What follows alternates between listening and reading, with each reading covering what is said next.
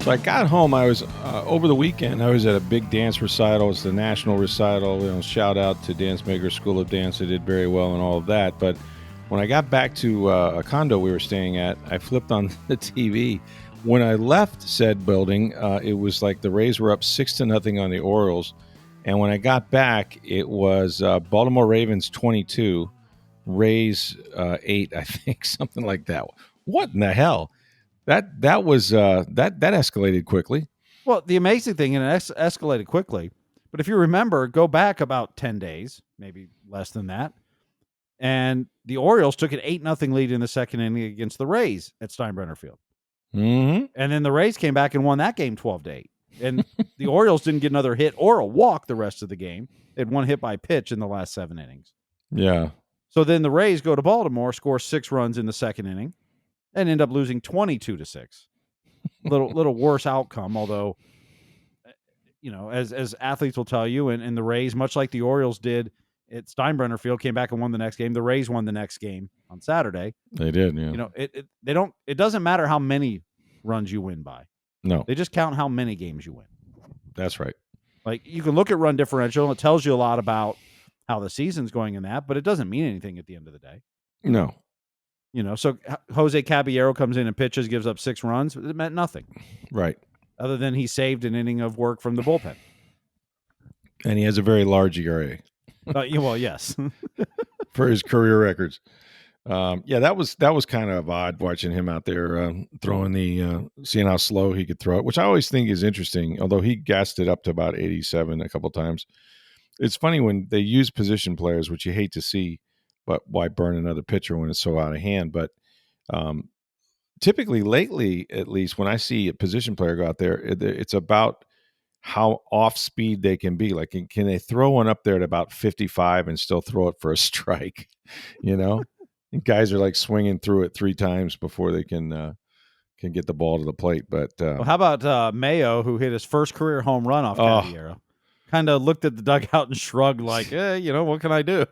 Almost, I'm sure he didn't feel bad, but I think he almost felt bad. Like, geez, really? My first home run is going to come off a position player? Yeah, I don't think he felt bad, but that's not the way you want to remember your first home run. I mean, you want to be, bottom of the ninth, a tie game, Right.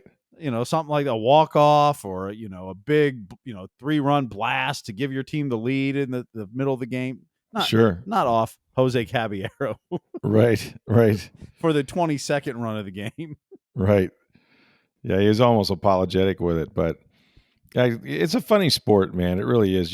You really don't know what's going to happen week in, week out, or in this case, day in, day out. And good for them for bouncing back. Look, they had a successful road trip. We were talking before the podcast that when you win 4 out of 6, it doesn't matter where you win them. They didn't win the series. And we can talk about Taj Bradley, who I thought or was hoping after his previous start before Sunday that maybe he had ironed out his command and things like that. He had taken a perfect game, I think, or at least a no-hitter, 5 2/3 his last time out. But he was kind of back to being the Taj Bradley we saw most of the season, which is a guy that gets behind hitters, wild in the strike zone, and was getting hit well enough to give up a bunch of runs early. What was it, 5 through 5 innings or something like that? 5 runs through 5 1/3, give up 8 hits. Yeah, going back to that kind of Chris Archer line used to only be in 2 the old strikeouts, days. not much swing and miss. That's one of the things Kevin Cash talked about. Yeah, Danny Jansen even talked about that after the game. Yeah, it's really weird for a guy that had was on such a strikeout rush his most of his career, and then all of a sudden now he's not getting the swing and miss. So he's still got some things to work on. I don't know how many times you run him out there. It certainly worked for him sticking with him the last outing. But then he took another step backwards. But look, you got to score more than 1 run. I don't care who's pitching, although the game got out of hand kind of quickly. It might have been a game, but Brandon Lau had a 2-run homer robbed against him in the 8th inning, and then Jansen. I'm sorry, yeah, right, yeah, that's right. The catcher Jansen had one robbed, and then Lau actually hit a home run to lead off the 9th. So it could have been 5-3 there, but was not to be. So the Rays going to come home. Very short little home stand, if you will. 1 series against the what would you call them, the Sacramento A's, I guess, at this point. They're just the Athletics for now. Ah, Although, okay. although I will tell you, they do not want to be known. They don't want to say they're from Sacramento. They're West Sacramento. What? That's weird. I kid you not. It's West Sacramento. Oh my God. They don't call it the team the West Sacramento Athletics, but they play in West Sacramento. They play in ways. Well, Yeah. there might be a little bit of that with the Tampa Bay Rays, and they play in St. Petersburg, and a lot of people would mess that up and say, "Let's go down to Tampa on the Rays," and be like, "No, man, it's St. Petersburg." So maybe the East and West kingpins of Sacramento are fighting. I don't know. But yeah, and it's so weird because they have like one day off during the week. I think, Yeah. which is Thursday, maybe. Yeah. So they'll play Monday night, Tuesday night, Wednesday afternoon. Then they have an off day Thursday where they'll travel to Minnesota to begin a 10-game road trip. Minnesota, Detroit, Boston. Yeah. And then the All-Star break. Which is a crazy schedule. And of course, it's done to mitigate the amount of rainouts and things like that this time of year. And oh boy, did we have, man, I had a storm. I don't know what happened in your neck of the woods there in East Tampa, but like we had one up here in North Tampa. I swear it felt like tornadoes were cascading through here. The wind behind some of these storms never ceased to amaze me. Well, we had a tornado in Largo. What, a Thursday night was it? Was it Thursday night? Okay. Lifted a whole mobile home up with a lady in it. I saw that. I saw that kind of somebody was photographing that. Yeah. That was scary as hell. Yeah. She said, I didn't even know I was in the air until, they told me afterwards. But dude, can I tell you, and this is not for nothing, like who am I to tell people what they can afford and how they can live? But man, to live in a mobile home, okay, in Florida, I mean, there's no way you're safe, in my opinion, when just because of exactly what transpired there, and probably a lot less would probably do some damage. But man, I'd feel so vulnerable if I was in one of those. But that's what people put up with, and you just gotta have to hope that it doesn't take you out. But yeah, that was crazy video that people got of. But yeah, there was one of those storms came through here, man, on Sunday afternoon. I was just like, wow, haven't seen this in a while. It definitely is. I can't believe we're already into July practically. Yep. Well, there's also not a cell, but a 20% chance of development this coming weekend of a something. We're probably just going to get heavy rains this weekend. Right. Which luckily for the Rays, they'll be out of town, but it may rain out your 4th of July picnic.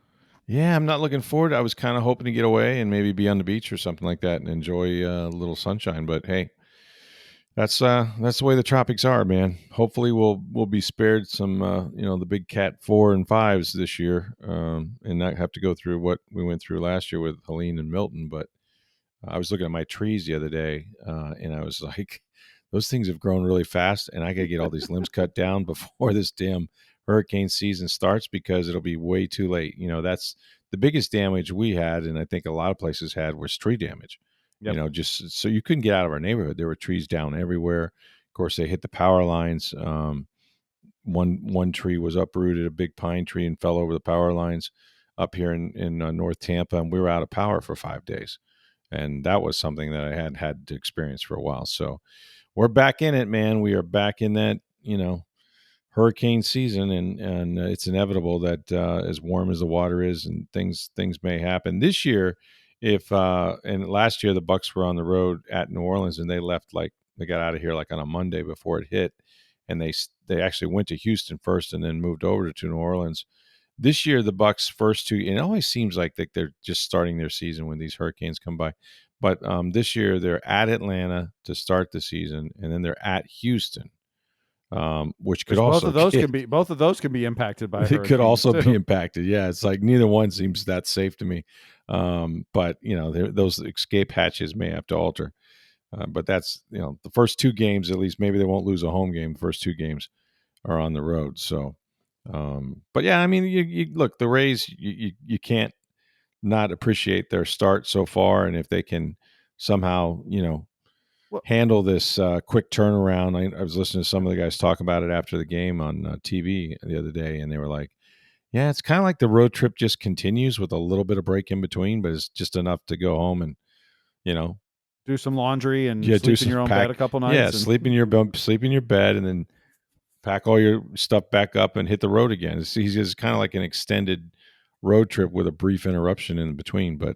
Um, but yeah, I mean, that. And then the other thing that has been in the news lately, and we've talked about it a little bit too, is that, Well, first of all, on the Rays too, and I know it stinks losing a series to Baltimore, but as we said at the beginning, if you go 4-6 or 4 out of 6, we'll go 4-2 on the road trip. It's a success. That's Yeah, a yeah. successful road trip. Sure it is. Even though you lost 22-6, Mhm. and even though you lost the series to Baltimore, you went 4-6. You're 1.5 games out of the Yankees right now, and you're 5.5 games up on the first team out of the wild card. Wow. You're in the first wild card spot right now. Mm. I mean, there's only 6 teams in the American League with winning records. 6. The Angels are the first team out of the wild card, and they're 1 game below 500. Man, that's crazy. The National League's got a lot more teams above 500, but the American League, only 6. And they're all right now the playoff teams. It's interesting. I still think it's going to be a crazy finish. You know, I was looking at the standings in the American League East. Like, Toronto's not that far behind the Rays, and they're in third place. So, they're the second wild card. They're the second wild card. Seattle's the third. Yeah, it's still like the toughest division, in my opinion. You know, like the best teams are there, and when you got the Yankees at the top, that's always, you know, you start with that. So, but back to Taj Bradley too. Yeah, what would you do? How many more times are you going to run him out there when you've got Joe Boyle or Ian Seymour that you could throw in there, or Joe Rock's called up now, but I think Boyle's probably your number one guy for that. Like, at what point do you give him a shot and send Taj down to AAA to work some things out? He's got options available. It's a great question. I thought I was in favor, and I think I said this. If I didn't, I certainly thought it. But I think, prior to the last start, when he came out and he was lights out for like 5 2/3, no hit a team. Yep. I was ready before that start to say they can't go any further. Yep. And then Kevin Cash kept them in his rotation in the same spot, got his next start, and then he went out there and he was lights out. And it was like, back to strike throwing, getting ahead of hitters, like all the stuff he hadn't been doing. And then this last outing is more of what he's been. And so now it looks like, the previous one was the outlier, and you are what you've been this year, which is not very consistent. A guy that falls behind hitters, that we talked about a little, me and you, about the fact that, the swing and miss is not what it's been for Taj Bradley. He's always been a high strikeout guy. That's not happening for whatever reason. I think the velocity is about the same. I don't think there's any significant drop there that you would throw red flags up, but his command certainly isn't very good. And now, it's weird because he started this thing, if you remember, I don't know how many weeks ago it was, but it seemed like every start he would give up a couple runs in the first inning, a run in the first, 2 in the first, 3 in the first. And I think I heard Neil Solon say today that a quarter of his runs have been given up in the first inning this year. That's insane. Like, that was before number. Today's game, and he didn't give up any today, but yeah.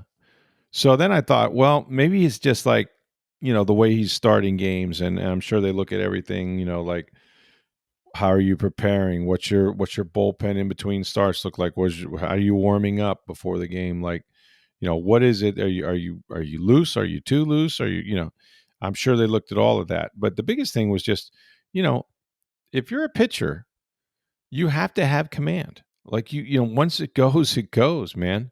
You have to have command. You got it. You can have 4 of the best damn pitches of anyone in the majors, but if you can't get it over when you need to, and when I say get it over, I don't mean like down the middle of the plate, because that will get you tagged as fast as anything.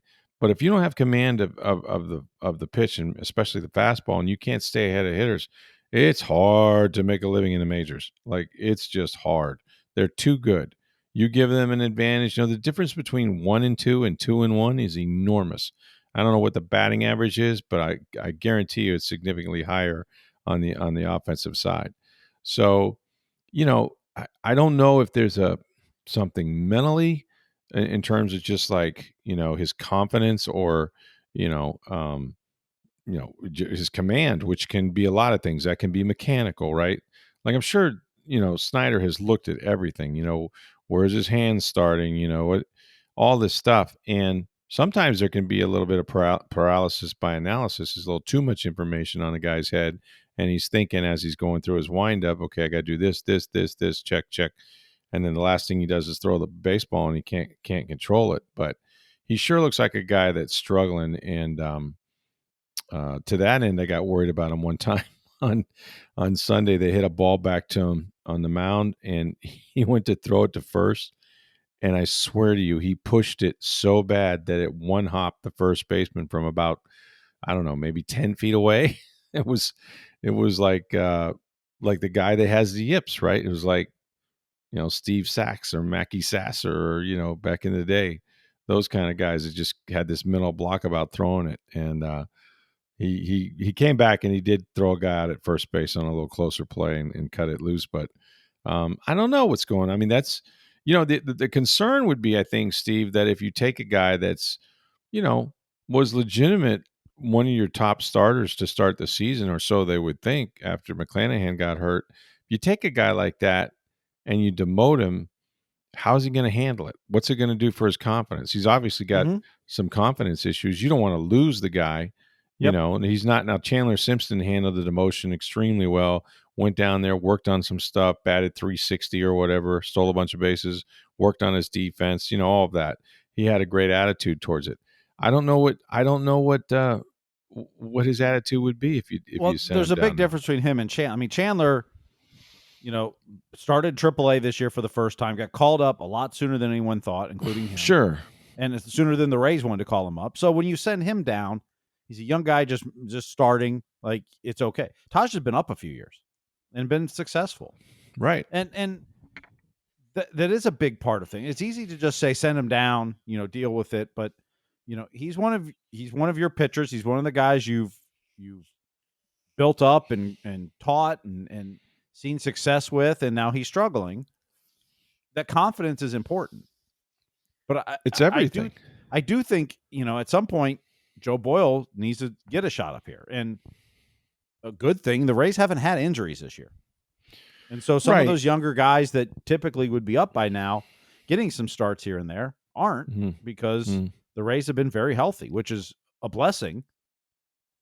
So, but at what point do you go, who gives us a better shot? And can we send Taj down, keep his confidence up? It's not to be permanent down there. No. But to work on some things and to, figure out why he's not getting the swing and miss, why the command's not where it needs to be. Mm-hmm. But that confidence is important. I think it's everything. I think it's everything. And he's a major league pitcher, and he sees himself that way. Hell, he probably saw himself after McClanahan as the ace of the staff. That wouldn't have been that unusual for him to think that way. No, not at all. His stuff is as good as anyone they have when it's on. When he's got 4+ pitches, man, when he's on. Got this enormous breaking ball, this 12-6er, he can dominate with his stuff. But obviously he's not executing the pitches, and I've talked to him. I mean, he's a hell of a nice guy. He's, a good teammate, like, wants to do well, matters to him. But I don't know, other than taking the pressure off of not, screwing it up for your major league team and just going down there and working on stuff, there might be, a bit of a sour taste too, where it's like, I can't believe they're doing this to me. Why won't they just, let me work through it? I'll get through it. But I'm not going to prove anything down here, in Durham. So I don't know. And I also feel like with the other guys that are down there, you mentioned Boyle and some of those guys, we're not naive. We know they're going to have injuries. It just hasn't happened yet. And quite frankly, with the number of injuries these starters have thrown, probably, I think, more than anybody in the majors right now. I mean, these guys are all going 6, sometimes 7. The other night, I think a guy went 8, maybe. I think, some of these guys are gonna either need a blow or they're gonna run into trouble because they've never pitched this many innings this deep into a season. So I think we'll see those guys, probably sooner than later. But whether I want to replace, Taj Bradley now with some of them, I don't know, because I got to think about Bradley. I got to think about the ball club, what's best for it. That should be the first concern. But you can't just you know, put the guy in a jar and expect him to come out. Now he may greatly benefit from just getting him out of the pressure of, being in the big leagues and having to win every time out and that sort of thing. He'll go down there and work on some stuff. If he would do it, it might be a good idea right about now. But we're so close to the All-Star break. I just wonder, if they would just say, let's just, he'll have what, like maybe a couple more starts before the All-Star break? Should have, I would Two or think three? two. Yeah. Yeah, about two or maybe three, but it's not many more than that. So maybe at this point, you just say we're going to get a natural break coming up here anyway, and that's a reset. Even though you're not going against hitters like you would down Yep. there. Yeah, he should have two more starts next Saturday, I would think, against Minnesota, and then the Thursday against Boston. At this point, and I'm not great at the prediction business. I would probably opt to just say let's let him finish out the first half, see how he does, and then we can have all the get his mentals right, as they say, at the All-Star break. We'll get him and Snyder together. They can go golfing. They can, relax a little bit and then come back in the second half as a natural divide for you to just start anew. And I imagine that's what's going to happen because they're playing good baseball. You'd like to win them all. You'd like every guy to go out there and give you, 7 innings with 1 run or less and, have a chance to win every game. But it's not happening for whatever reason for Taj right now. I just don't think they're ready to pull the ripcord on him, for all the stuff we talked about. We'll see. Well, and as you said, you're not going to win every game. That's not the goal. No. The goal is to make the playoffs and then have your team in the best position to win That's in the right. playoffs. Yeah. And part of that is confidence of players and how well you're playing, et cetera. Yeah. So, how they manage Taj here will be interesting to see. I think they've shown a lot of confidence in him. I tend to agree with you. I think with the All-Star break coming up, why change anything before then? Right. Unless you have to. Like, right. injury or something else changes it. Okay. Got some interesting Lightning news to talk about here coming up. But first, hey, go see our friends at Breitling Boutique and International Plaza Mall. You know where that is, and it's one of the best malls in Tampa Bay. If you go to the center of it, go upstairs, second floor, that's where you're going to find Breitling Boutique. And the salespeople there are second to none. They're used to dealing with all kinds of professional athletes. If you go by, you're likely to see a Buccaneer or a race player or somebody because they know where to go for the best watches in a timepiece that they will treasure forever. And the Breitling company, they're known for the Navitimers, the Chronomat watches for men. They also have ladies' watches for your wife, for your girlfriend. These are sports watches. They're extremely durable. If your wife or girlfriend's on the go like mine, it's a little hard on stuff, but these things will hold up and they look beautiful. And she'll have any number of colored wristbands to choose from. And then right now, they've had a promotion going celebrating the NFL's 104th year anniversary. There are 32 teams in the NFL, and they have 32 team watches, beautiful Chronomat watches, while supplies last, and that's the key. These things have the colors of the team on the face of the watch, as well as the logo. They're sensational looking. Go to tampabay.com. You're likely to see the Buccaneers team watch. You have to get one of these. They're a collector's item for sure, and you're going to enjoy your Breitling watch to boot. It's Breitling Boutique, International Plaza Mall. When you go there, make sure you tell them that you heard about it right here on Sports Day Tampa Bay. So I want to get into the NHL draft and just what's going on with their top prospect, Isaac Howard. It appears that, and he's a Michigan State kid, that he does not want to play for the Lightning, and so they then would, I guess, look to deal him someplace if they can. Yes, he does not want to play for the Lightning. He was a first-round draft pick a few seasons ago. Okay. And so when you're drafted and you go to college, the team has your rights for 4 years. Okay. Sometimes you may come out after 1. Sometimes you may go a full 4 years. Mm-hmm. So Howard's finishing his 3rd year. He won the Hobey Baker this year as the best college hockey player. So presumably he was going to turn pro this year. Okay. But for whatever reason, the Lightning and him couldn't agree. Now, it's really not financial necessarily because rookie contracts are all pretty similar. So for whatever reason, whether he wants to be in the NHL and the Lightning thought he should be in Syracuse, or whether he's just not happy with the organization, the way it's going, for whatever reason, Isaac Howard does not want to sign in Tampa Bay. So the Lightning have been trying to trade him. And you would have thought possibly he would have been traded at the draft this year, which happened Friday and Saturday night, the NHL draft, which is when a lot of trades happen, just like in the NBA, et cetera. But the Lightning did not move him. Julian Breezeball, after the draft, spoke and was asked about it and said, the teams that he wants to go to, and he has the leverage, really. The teams he wants to go to, Julian couldn't come up with a deal that was equitable for both sides. Mm-hmm. And the teams that he didn't want to be deal with, maybe he could have, but he doesn't want to go there. So Howard's going to go back to Michigan State this year, assuming he's not traded before the season, and play another season at Michigan State. If the Lightning do not sign him or trade him prior to August 15th next year, which is more than a year away, then he'll become a free agent at that point, and he can sign anywhere. The Lightning would then get a second-round draft pick as compensation. It's really interesting the way hockey does it, in that you can draft a kid. Like you couldn't see this necessarily. This wouldn't happen in the NFL, for example, if you draft a guy and then he decides to go back to, if he could go back to, say, Michigan or Ohio State, and then re-enter the draft or become a free agent. Like that's not the process NFL. that they the use. other NFL is, you have to be 3 years removed from high school before you're drafting. In hockey, you're drafting at your age 18 year. That's the difference, right? Mm-hmm. Yeah. So you're drafting players. It's kind of like baseball, where most of the players drafted, except for the first 5 or 6, maybe, you're not going to see for at least a couple years in the NHL, if you see them at all, of course. Mm-hmm. So this is more future down the road. The NFL, you have to be 3 years removed, and you're expecting those guys that are drafted to come in and play right away. Right. But even in baseball, like, you may not expect to see a high school player or somebody that's in college come straight to the big leagues. Right. They can't stay in and then re-enter the draft either. Yes. So, so when you're drafted and when you go to college, you're not in the draft again. The team has your rights for 4 years. They have it for 4 years, and that's how they get around having to go back out. But you're not signed. You don't have to sign. And in this case, Howard is not signed. He's not going to sign this year. Yeah. So if not, next year he'll become a free agent. He won't be in the draft again. He'll be a free agent and can sign anywhere he chooses, which is most likely going to, well, I shouldn't say mostly.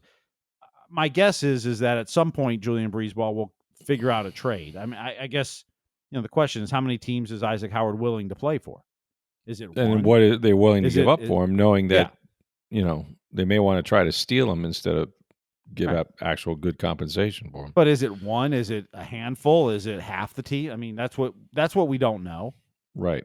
And if it's 1 or 2 teams, then maybe he does become a free agent next August. But it wouldn't be so even after the draft next year and that. So yeah. And presumably at that point you've got to give better than a second-round draft pick as compensation. Otherwise, why would the Lightning do that? They're getting a second-round pick if he doesn't sign. Anyway, yeah. Mm-hmm. Yeah, no, it's an interesting dynamic, and you don't hear many players that don't want to play for the Tampa Bay Lightning, which you could start there, but for whatever reason, that's the other part of it is, the other part of it could be the Lightning's top 6 forwards are pretty set. Mm-hmm. Maybe he wants to go somewhere he feels he's going to get top 6 minutes. Yeah, play right away. Mm-hmm. Yeah, are you going to put Isaac Howard in over Hagel? No. Over You make a good point. Yeah. Over Gensel, over Cooch, over Point. Sure. I mean, which guy are you pulling off the top? Now, this is me. This is an assumption. I don't know that's exactly what's happening, but part of it maybe just look at the roster going, how am I going to get top 6 playing time? I don't want to play bottom 6 minutes. I don't want to be on the 4th line. Yeah. Not sure his motivation. But meanwhile, the Lightning took 8 players over the weekend. So yeah, stocking up the farm system. They had a 2nd-round pick. They had a 4th-round pick, and then they traded for another 4th-round pick. So they got 2 4th-round picks this year.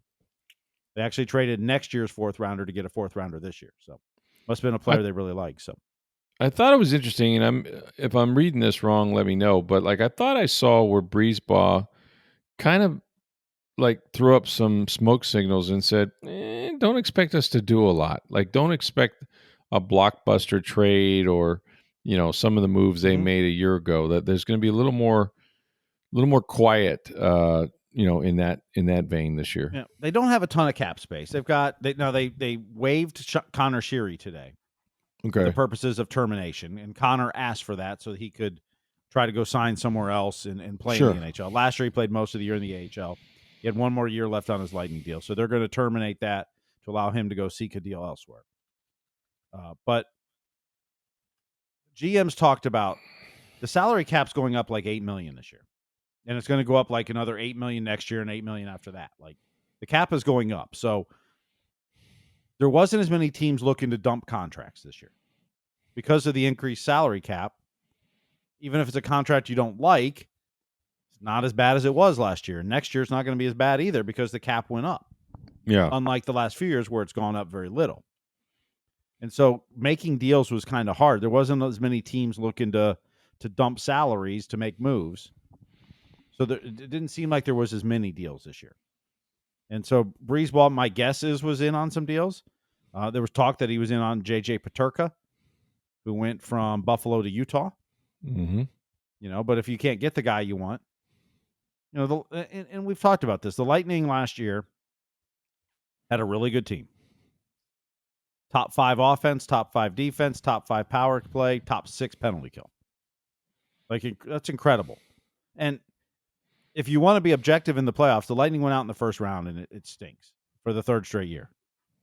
But I would argue they were the team that D'd up Florida the best, even though they lost in 5. Like, every game was a 1-goal game in the third period. Yeah. And yet they gave Florida the toughest time defensively of anything. They did, but didn't you get the feeling that they're going to need more?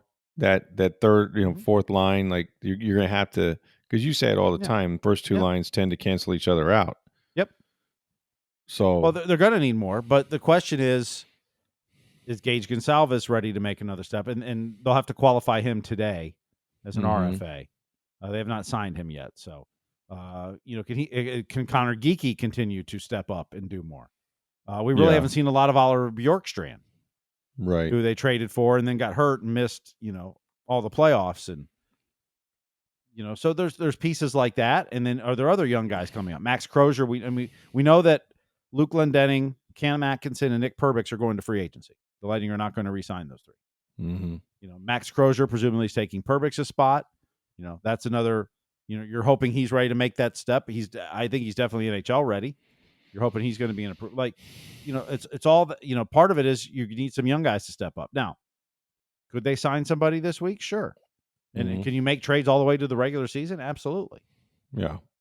Maybe at this point, if you can't get the guys you want now, is Julian Breezeball just going to, let's go with who we have. Right. And we're a little bit under the cap. Let's save that and make a splash at the trade deadline. Which well Florida could be. did and stuff, if instead of just signing guys to sign guys, if it's not a definite upgrade in your opinion, based on value of contract, etc., could you be waiting and going, let's just wait till the trade deadline? Yeah. We believe we have a good enough team to make the playoffs. We did it last year. Most of the team's back. Like, why would you not think this is a playoff team? Now, you still have to play the games, but yeah, I think they're a playoff team. It's just whether or not you're built to beat Florida, right. But meanwhile, Florida's probably losing Aaron Ekblad. Right. Brad Marchand is not signed as of yet, so he looks like he's going to hit free agency. Now, you could always go back there. So they're going to lose. They're losing pieces. Now, Sam Bennett did resign, so he's back for 8 more years there. Right. You also didn't see a healthy Yanni Gourde. No. Yep. So Absolutely. getting him back to Yanni Gourde's speed, might make a big difference too. Yeah. The shame is, and the playoff format's not going to change anytime soon, but the shame is the Lightning and the Panthers may have been the best 2 teams in the East, and they met in the first round. Yeah, and Carolina and I wasn't think the bad Panthers either, were the better. I think the Panthers were the better team, but they were, yeah. But they might have been the best 2 in the East. Sure. And they met in the first round. Sure. That's a shame. It is. But, you got to change the format. Yeah. Let's work on that. Well, although you say that, I mean, neither one of them won the division, so no, that's true. You can't sit there. It's not like they were both division winners and played in the first round. Like, right. But that's the way the format is right now, and so you've just got to play who you're going to play. And that's part of it too. Is like winning the division. There really isn't an enormous advantage, to be honest with you. There is. Had the Lightning passed Toronto, then they would have got Ottawa in the first round. Yeah. Instead of Florida. Right. Toronto played hard at the end of the year to avoid Florida and Tampa in the first round. Mm-hmm. And they got Ottawa, and they got past it, and then they got beat by Florida in the second round. But, Yeah. Winning the division was important to them, one, because they hadn't done it with this group. But two, they wanted to avoid Florida and Tampa. Much like Winnipeg in the Central Division wanted to avoid Dallas and Colorado. So you go out and win the President's Trophy so that Dallas and Colorado played in the first round. Well, here's what the Lightning have to hope. Is it the same thing that got them, I think, not just the salary cap, but also the fatigue of playing in 3 straight Stanley Cup finals? At some point, maybe that catches up with Florida, I mean, the Lightning have been off a long time. So, they should have a little more in the tank when they start the season next year. Who knows? And speaking of the NHL, free agency will begin today, I guess. Tomorrow. On Tuesday. Tomorrow, yeah. Yep, tomorrow at noon. Okay. So you're likely to see a little bit of action there, which is always a fun time of the year in the off season. The Rays will begin their brief homestand, if you will, against the A's of West Sacramento. The West Sacramento A's will be in town. And that'll be a quick turnaround for them, and then a day off, and then it's back on the road for a 10-game road trip before they reach the All-Star break. Hey, get your mailbag questions in. You can always do that. Send them to us on X or Twitter, as the kids call it. You can do that at NFL Stroud, or let's see, it would be at SportsDayTB. Or my email address is rstroud@tampabay.com. Go see our friends at Breitling Boutique International Plaza Mall. Check out the NFL watches, all 32 teams represented while supplies last. They have the beautiful sports watches for your wife, for your girlfriend. It's Breitling Boutique International Plaza Mall. Please, please let them know that you heard about this on Sports Day Tampa Bay. Thanks for listening. For Steve Versnick, I'm Rick Stroud of the Tampa Bay Times. Have a great day, everybody.